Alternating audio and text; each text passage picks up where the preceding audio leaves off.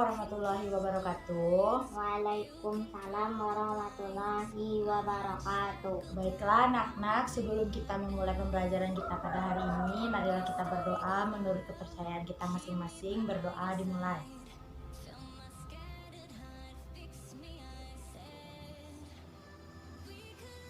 Selesai. Baik, sebelum kita memulai pembelajaran kita pada hari ini, bagaimana kabar anak-anak ibu sekalian? Baik, Bu. Baik. Baiklah, sebelum kita masuk ke materi pembelajaran, marilah ibu mau mengambil absen kehadiran dulu ya.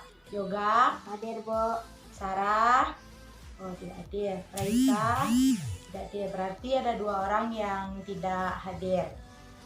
Baik, kita mulai pembelajaran kita pada hari ini. Sebelum ibu menerangkan materi pembelajaran pada hari ini, apakah anak-anak ibu bisa mengulang materi minggu lalu?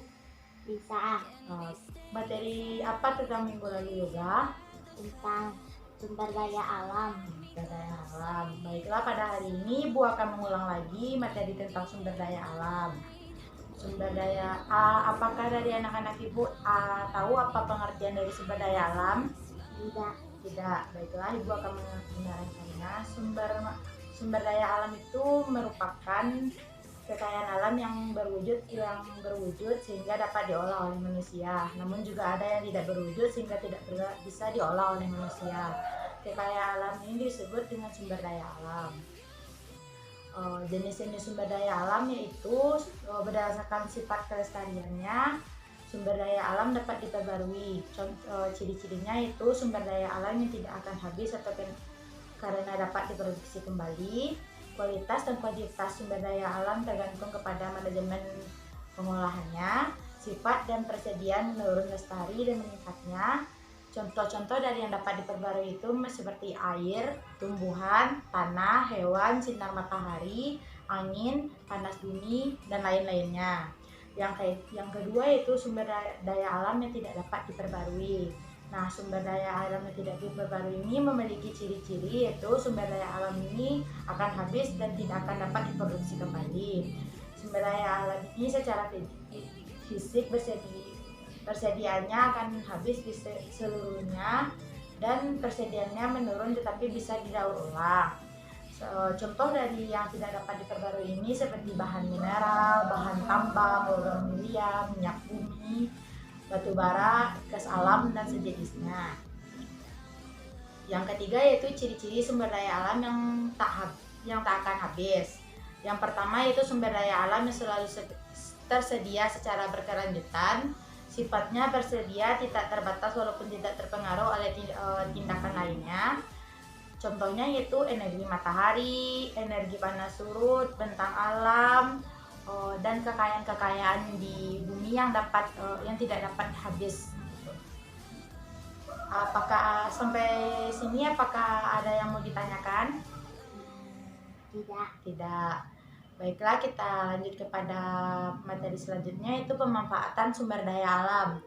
Hal yang harus diperhatikan dalam pemanfaatan sumber daya alam yaitu adanya faktor keterbatasan akan sumber daya alam tersebut, penyebab sumber daya alam tidak merata, dan sumber daya alam yang dapat diperbarui tidak dapat diperbarui lagi.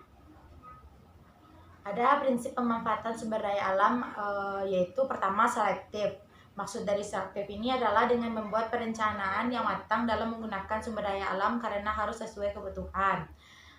Yang kedua itu kelestarian. Sumber daya alam memang digunakan dalam jangka waktu yang panjang sehingga perlu terpeliharanya kelestariannya.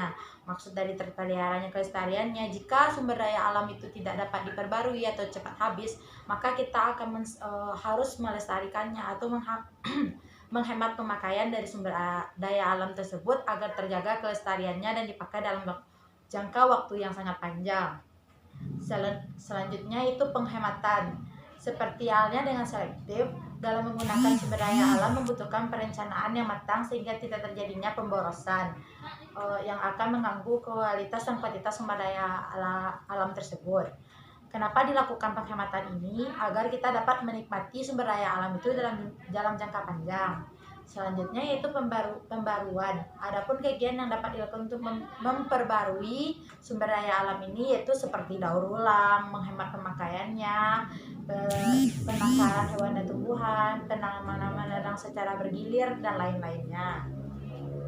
Contoh-contoh pemanfaatan sumber daya alam yaitu pertama bahan tambang, biji besi, konveksi biji besi, timah, seng, intan, dan tembaga. Bahan penghasil energi yaitu minyak bumi, gas alam, dan batu bara. Pertambangan mineral industri seperti batu kapur, dan batu granit yang digunakan untuk bahan bangunan. Kolonin yang berguna untuk membuat keramik, pasir kuarsa yang berguna untuk pembuatan kaca, piring, dan sejenisnya. Sampai di sini apakah ada pertanyaan? Tidak. Tidak. Apakah sudah paham? Sudah. Sudah, baiklah.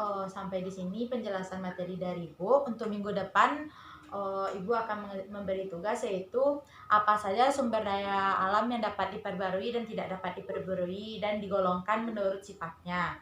Sekian pertemuan kita pada hari ini. Kita tutup dengan hamdalah. Alhamdulillahirabbil alamin. Baiklah, assalamualaikum warahmatullahi wabarakatuh. Waalaikumsalam warahmatullahi wabarakatuh.